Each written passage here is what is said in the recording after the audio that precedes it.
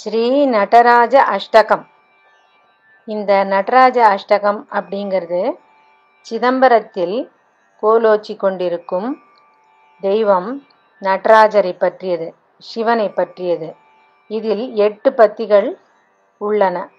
இதை தினமும் பாராயணம் செய்து நடராஜரை வழிபட்டு வந்தால் வாழ்வில் எல்லா வளங்களும் கிடைக்கும், எல்லா முன்னேற்றமும் கிடைக்கும். ஸ்ரீ நடராஜ அஷ்டகம். குஞ்சர சர்ம கிருதாம்பரமம்புரு ஹாசன மாதவகேய குணம் சங்கர மந்தகமானஹரம் ஸ்மரதாஹகலோச்சன மேணதரம் சாஞ்சலி யோகி பதஞ்சலி சன்னுத மிந்து கலாதரமப்ஜமுகம் மஞ்சுள சிஞ்சித ரஞ்சித குஞ்சித வாமபதம் பஜ நிருத்யபதீம் பிங்களதுங்க ஜடாவளி பாசுர கங்கம மங்களநாசகரம் புங்கவவாஹமுமாங்கதரம் ரிபு பங்ககரம் சுரலோகனதம் பிருங்கவிநீலகளம் கணநாதசுதம் பஜ மானசபாபஹரம்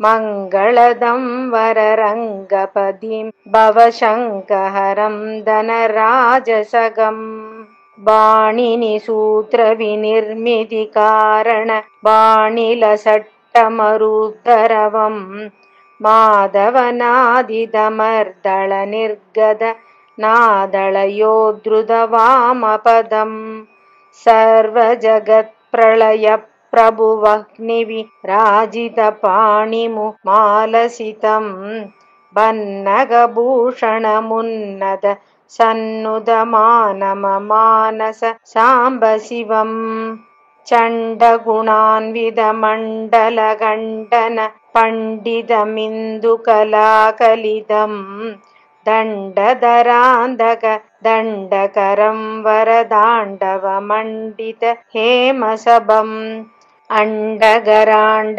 ஜவாஹசகம் நம பாண்டவ மத்யமமோதகரம் குண்டலசோபித கண்டதலம் முனிவ்ருந்தனுதம் சகலாண்டதரம் வியாக்ரபதானத முக்ரதராசுர விக்ரஹ மர்தி பதாம்புருஹம் சக்ரமுகாமரவர்க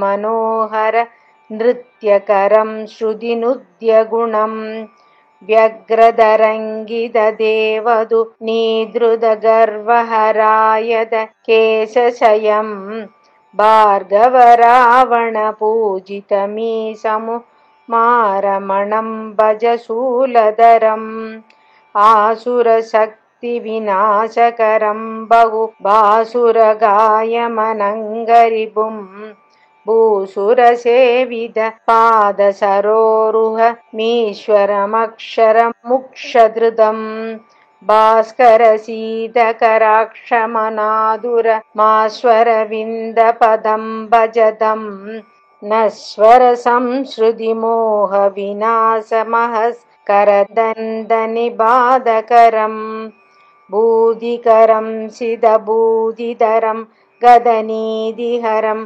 வரகீதினுதம் பக்தியுதோத்தமமுக்திகரம் சமசக்தியுதம் சுபபுக்திகரம் பத்ரகரோத்தமநாமயுதம் ஸ்ருதிஷாமனுதம் நம சோமதரம் ஸ்துத்யகுணம் பஜ நித்யமகாதப வாம்புதிதாரக நிருத்யபதீம் சூலதரம் பவஜாலஹரம் நிடிலாக்னிதரம் ஜடிலம் தவளம் நீலகளோஜ்வலமங்கள சத்கிரிராஜசுதாமிருது பாணிதலம் சைலகுலாதிபமௌளினதம் சல ஹீனமுபைமிகபாலதரம் காலவிஷாசமனந்தமிலா நுதமத்புதலாஸ்யகரம் கிரிசம்